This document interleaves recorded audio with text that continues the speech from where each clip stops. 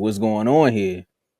Even Luka was still trying to figure out what was going on when they played that welcome back montage. He even knew. He said, "Hey, grab me the towel. Let me get the towel right now because I already know what's about to happen."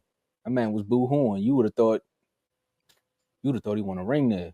But then again, it's your first home in America. You found ways to win. You have all your magical moments there. They give you nicknames, and it was a magical return because after Luka returned on Wednesday night, I think he had like 31 in the first half. Mm-hmm. This is his first game back since Yeah, being 20. traded to the Lakers. He got 26 in the first quarter, 31 in the first half. And it wasn't even like I'm upset y'all traded me. It was just like I'm just showing you what you missed out on type of moment. So Dave, what did you take from Luka's first return back to Dallas? I mean, same thing I said when the trade first happened. That was the dumbest move I've ever seen in basketball history. I just don't understand why you did it. The man just got you to the finals last season. And the year before that, he got you to the Western Conference Finals. Like, and you give up on that? It did. It's not even the fact that you gave up on that. It's who you traded him to and what you got for him. You didn't even get a lot for him. Yes, you got AD, but is AD really comparable to what Luka is right now? No, Luka's considered he's at least the second best player in the league, if not the best. Because people always have conversation as if he's the best player in the league. We know, I believe it's Jokic. I think it's almost somewhat unanimous that Jokic is the best player in the league. But Luka's been in that conversation as well. Luka has been in MVP conversations. Yeah, we know his health has been somewhat of an issue for Luka. Mm-hmm.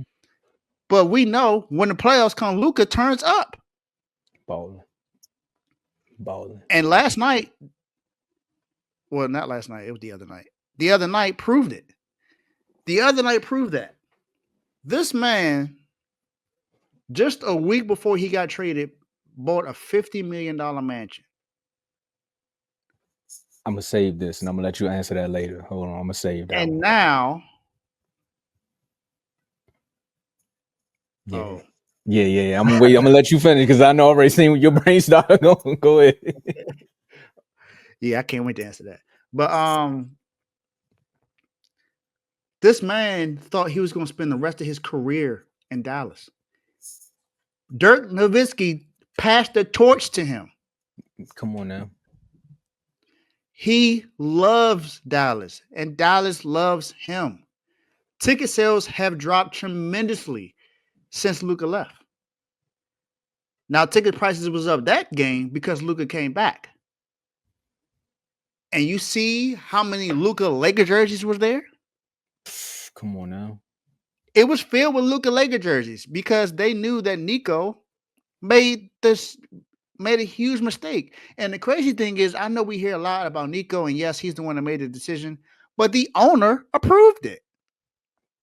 The new owners approved it. So can we give them some flack for this as well? Because they were the ones that were also concerned with that same thing, concerned with the weight, concerned with him, didn't want to give him that contract extension that he rightfully deserved. So I don't know. And yeah, there's a lot of stuff saying that the owner wants to take the team to Vegas, and it's very possible that wants to happen. But that's just wild that you trade your franchise player just because you want to move to Vegas. You know what it seems like, Tomo? It seems like a lot of these NBA teams don't care about franchise players or winning or going to the finals or anything like that, or championships. They just care about the money. How much money can I make by owning this team? What can I do to make more of a profit? Where can I go to make more money? And yeah, Vegas is a place where you can make a lot of money because that is the gambling state. Everyone goes there to bet. Everyone goes there to gamble. So yes, I understand that, but you could also gain a lot of money. He's a minority stake, so he doesn't really own them that much. He's like, it's not much of a decision he can make.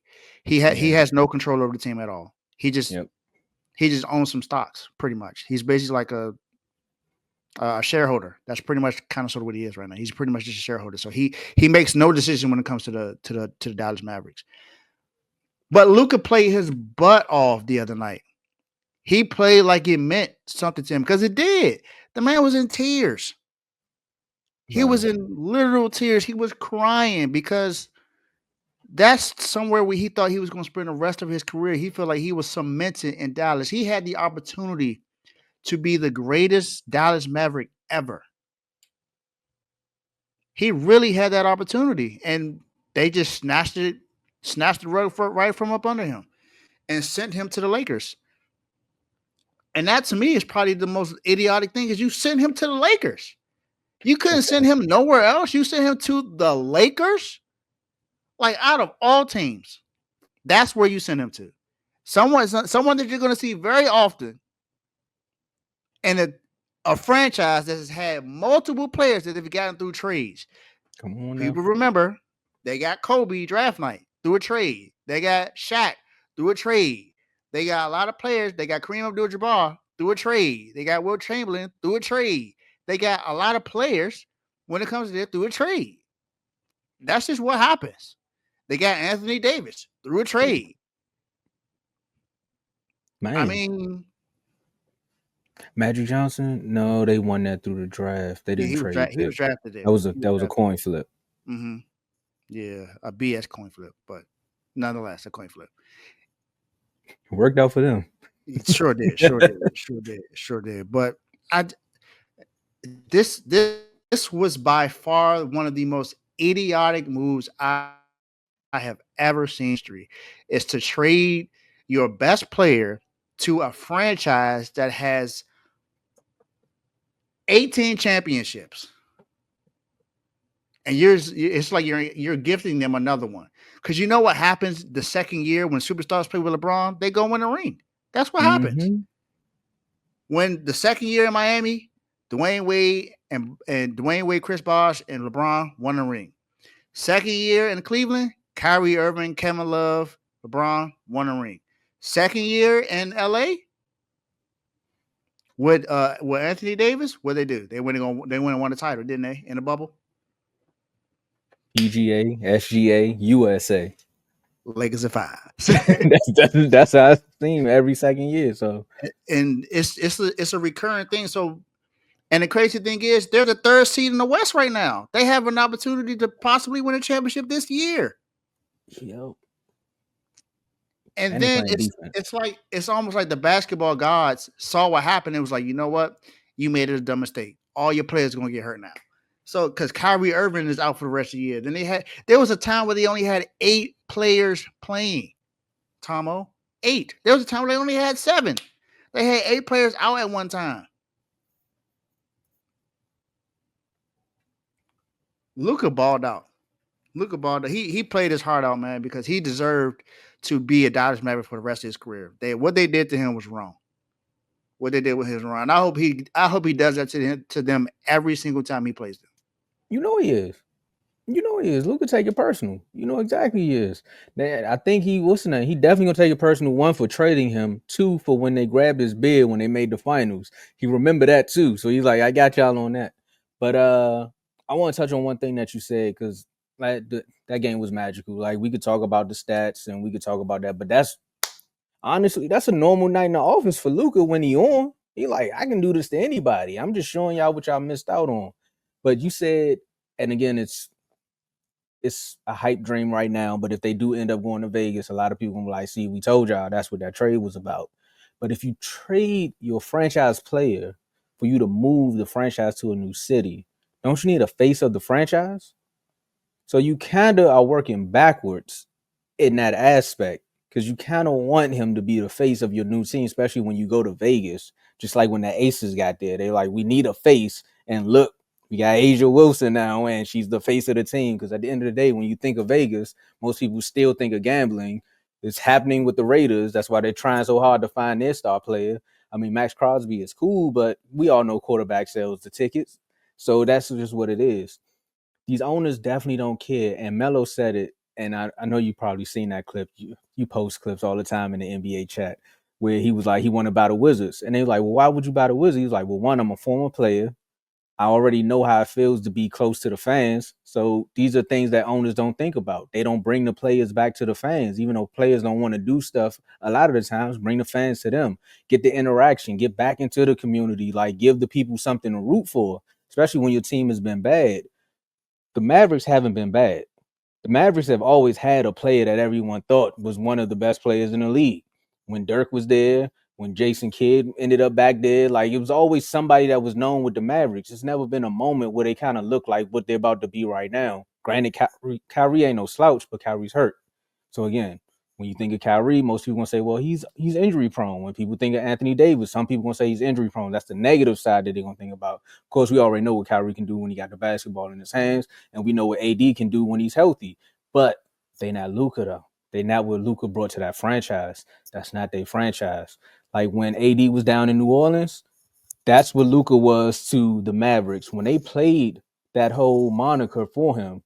And at the end, they showed the people say thank you, Luka. Like the staff that worked there, I was like, I'm kind of upset because it looked like most of y'all was in the front office.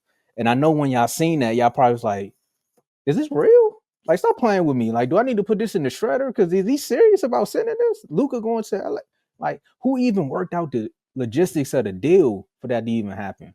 So I'm with you on that. When the crowd was screaming, fire Nico, it's like, yeah, you could fire Nico, but the owner, she gonna wake up and be like, well, I want him gone. Because I'm with you on that. The ownership at the end of the day could say yay or nay on any of the trades.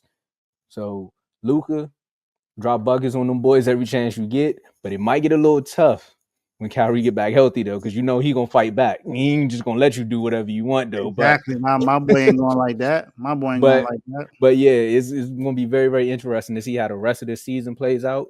But it's also gonna be interesting to see how the rest of the NBA shakes out. Because I think a lot of these owners are doing that too, Dave, because of what LeBron did, because of what KD did. They trying to take the power back. And they're like, we're gonna show y'all that we really can move y'all anytime we want.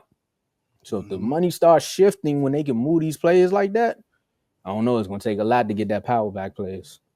Yeah. And to answer this question, I will be happy. Plain and simple. Are you Bam for Luka? Trade him now. Trade him now. I love Bam. Don't get me wrong, but he ain't Luka. Yeah, plain and simple. But what y'all got now? You like a straight up trade? If you say any kind of package for Luka, yeah. I mean, if you look at what it is, I mean, if you look at the comparable deal that they got for Luka, that we pretty much got that here. Give him Bam, another player, second round pick, boom. That's basically the same thing they got for Luka. So if we gave them that, yes, in a heartbeat. In a heartbeat. I'm sorry. Bam is not a superstar. He said he'll pack Bam bags. Look. No, look, I've defended Bam multiple times. I think Bam is a really good player. He plays really great at the four. He's a great defensive player. All of that. But this is Luka Doncic we're talking about. I'm sorry.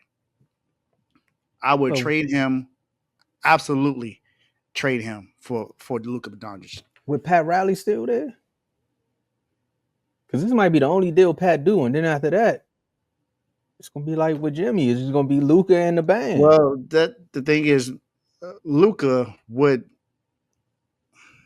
You know what? I'm just saying.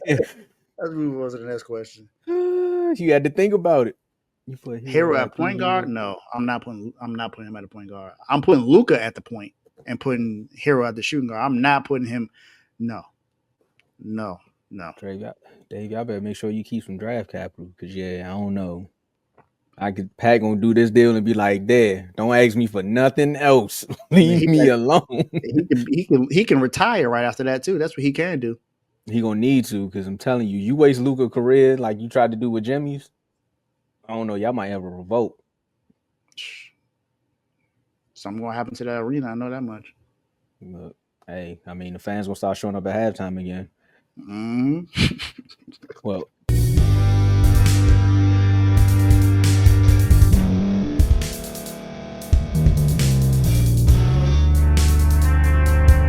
Thank you for staying to the end. If you're watching this on YouTube, please like this video, subscribe, And also hit that notification button so you can be notified next time we put out a video. If you're listening on any podcast platform, subscribe and hit that notification button, y'all, so you can be notified we put out another podcast audio.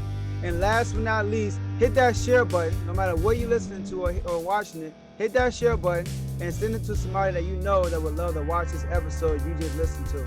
So once again, thank you for staying to the end, and we'll see y'all in the next episode.